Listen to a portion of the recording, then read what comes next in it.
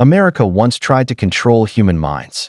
In the shadows of democracy, a secret war began, not overseas, but inside the minds of its own citizens.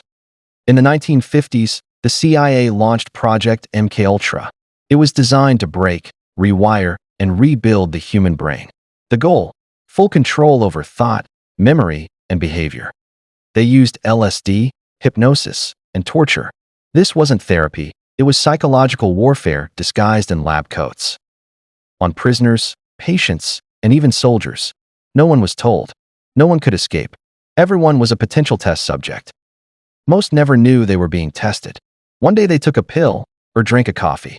The next, they were screaming under bright lights with no memory of why. Frank Olson died after being secretly dosed.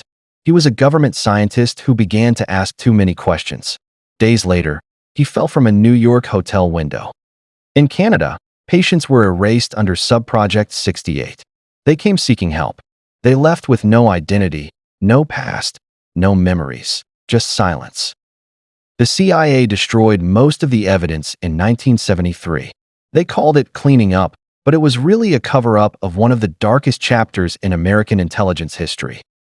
But 20,000 pages survived, by accident. Financial records that were filed away, forgotten.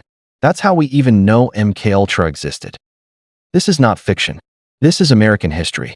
Declassified, denied, then exposed. Children were used as test subjects too. Some as young as 6. Strapped to beds. Given drugs. Watched. Measured. Forgotten. The project had over 150 subprograms. MK Search. MK Delta. Project Artichoke. A maze of black budgets and buried files. Some of the doctors came from Nazi Germany. After World War II, the U.S. brought them in under Operation Paperclip. From concentration camps to U.S. government labs. Victims tried to sue.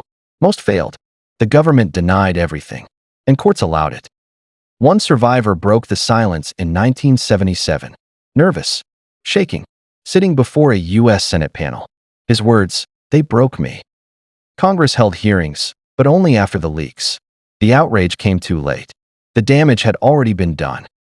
Senator Ted Kennedy called it a shameful chapter in American history. But it was more than shame. It was a crime. But to this day, no one was punished. No arrests. No convictions. Not a single trial. Some believe MKUltra never really ended. The names changed.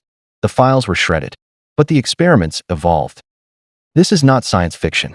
This is American history. And it happened in silence, behind closed doors, in the land of the free.